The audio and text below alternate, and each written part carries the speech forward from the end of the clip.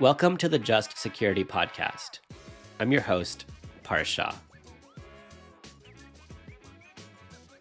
One of a president's most important jobs is appointing federal judges. And it's not just Supreme Court justices that matter. Across the country, hundreds of federal judges decide cases that determine everything from environmental regulations to gun control to reproductive rights. But an obscure process called the blue slip allows a single senator to stop a judicial nomination in its tracks.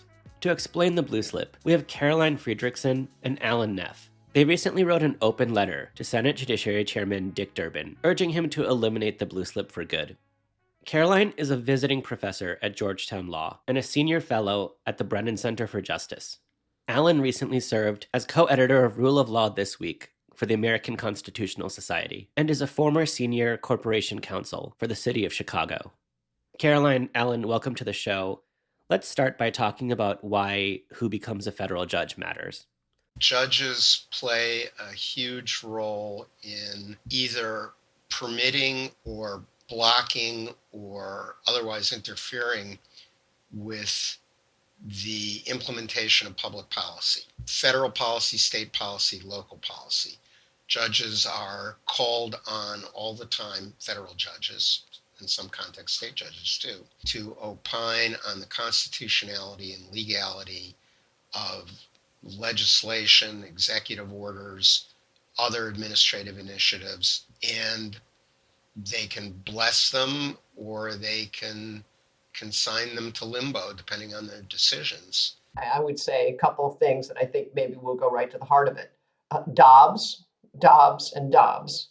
And I might add to that Citizens United in Shelby County and a handful of other cases. We live in a society where our courts have judicial supremacy. That is, on matters that are of deep importance to all of us, that have some constitutional dimension, primarily the Supreme Court, but all of the federal courts are the final word for constitutional decision-making. The courts are playing an outsized role in determining the future of our country in the current political and social situation. I'd emphasize that last point that Caroline made about the outsized role that the judiciary plays in policymaking and implementation. And, in fairness, historically, it's been a role that's been substantial for most of the life of the country, but it's now very much more politically charged than maybe it's ever been. Now it's just as clear as glass that the political composition of the judiciary is significant in what happens. Okay, so as both of you said, federal judges play this outsized role in policy choices and policy decisions. And of course, like all people, their personal and professional backgrounds shape how they view and think about the law. So diversity among judges is particularly important. How has President Biden done at diversity in his appointees? He's done what he can to try and address the fact that the judiciary is not reflective by any means of the American population. But he's also looked at the practice areas, not as broadly as some of us might like. I think labor lawyers are not as well represented as they could be, but he's gone beyond prosecutors and law firm partners to look at people who've done public interest law and civil rights law and who've been public defenders and not just prosecutors in the criminal justice system. So that's been very, very important. I'd add a couple of points to what Caroline said. First of all, if anybody's interested in sort of real-time tracking of the numbers and demography of Biden's judicial appointments, Russell Wheeler at the Brookings Institute keeps very detailed records. I'd say he's one of the very best sources in it, and his material is very public. But I pulled up some of his data. Only 5 of Biden's 96 circuit and district court appointees to date, this is through January of this year, were white males, leading to a drop in the demographics proportion of active judges from 51.4% on inauguration day to about 46%. Let's drill down on the process for appointing judges, and that starts with the Constitution, which says that the president appoints with the advice and consent of the Senate. What does that look like in practice? The president appoints, and so the process is, in theory, meant to be a collaborative one. The final decision is the president's, but the Senate can, of course, reject. But the selection process has become more and more combative and antagonistic than it has in the past, with the Senate exercising its advice and consent power in a very aggressive way when the opposite party controls the White House. I'd add something to that, too. There's the written constitutional framework for judicial selection, which is very simple. The president nominates and with the advice and consent of the Senate appoints.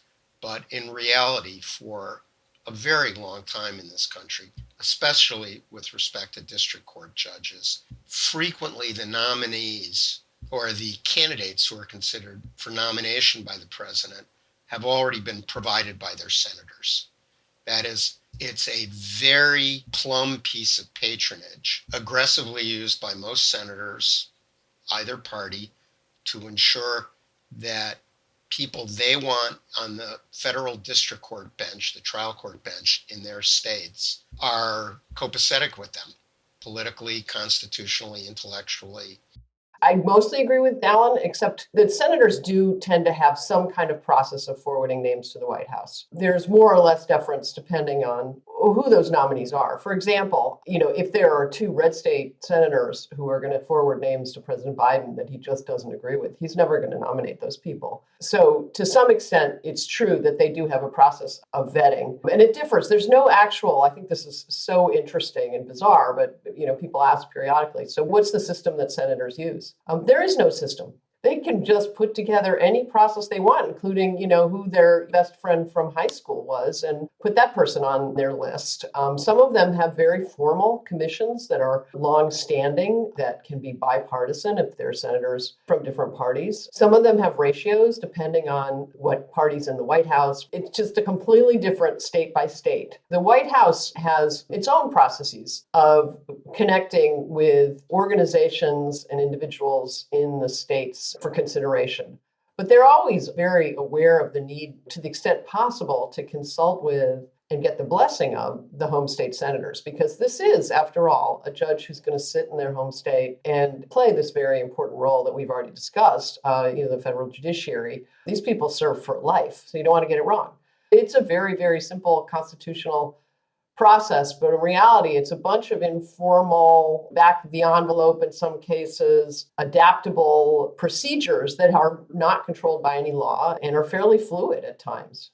So senators can put forward names for people who they want to see become judges, but they can also block nominees through a process called the blue slip.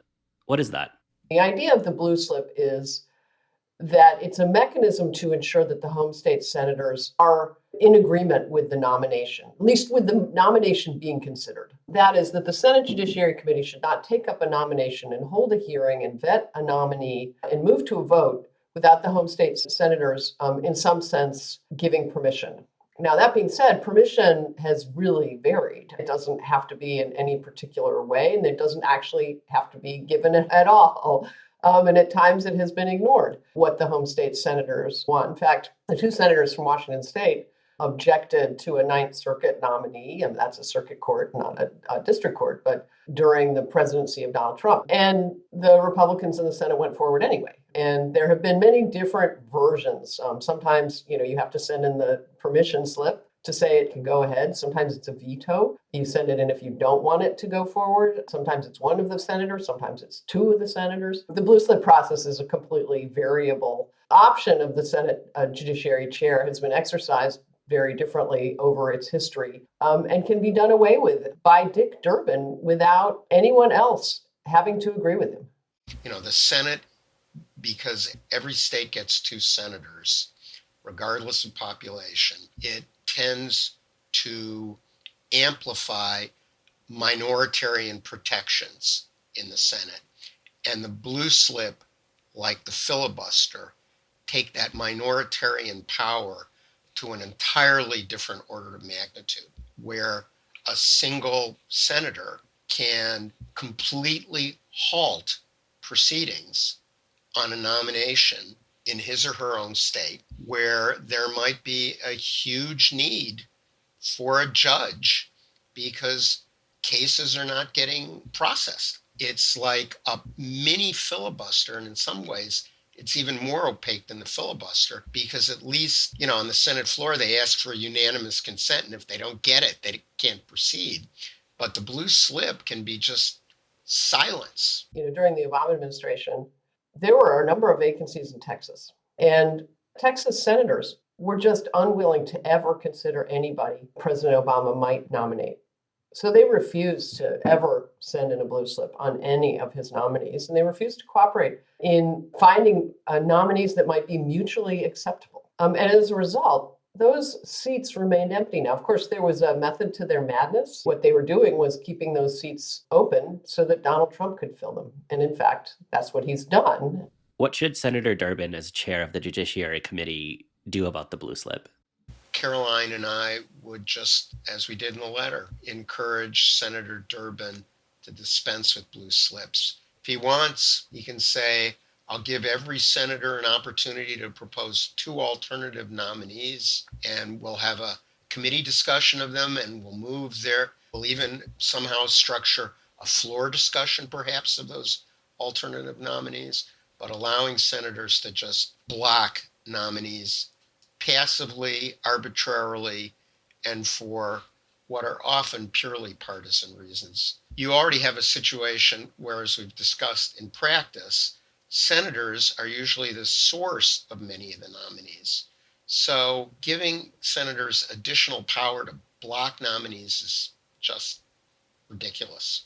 We're now reaching a point in the cycle where there are a lot of vacancies in states with 1 or more Republican senators at the district court level, some at the circuit court level. The blue slip isn't in effect there, but it's still background noise, I'd say, for this whole process. So it's going to be much harder for Biden to sustain the rate of appointment and the diversity of appointment that he accomplished in his first couple of years.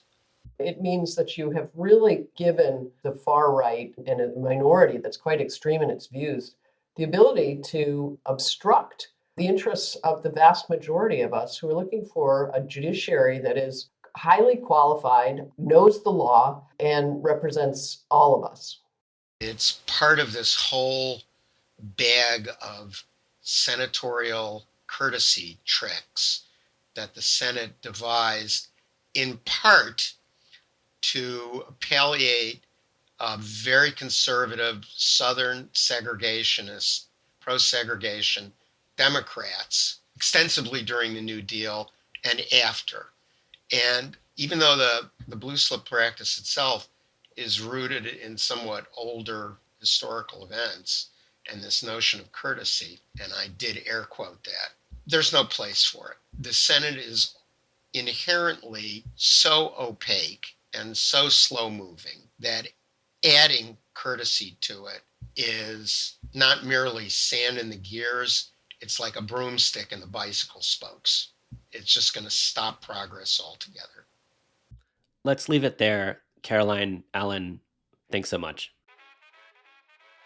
The Just Security podcast is produced in partnership with NYU's American Journalism online program. AJO trains students to become world-class journalists, no matter where they live or work. Find out more about AJO and how you can apply in our show notes. This episode was hosted by me, with co-production and editing by Tiffany Chang and Michelle Eigenhier. Our music is the song The Parade by Hey Pluto. Special thanks to Caroline Fredrickson and Alan Neff. If you enjoyed this episode, please give us a 5-star rating on Apple Podcasts or wherever you listen.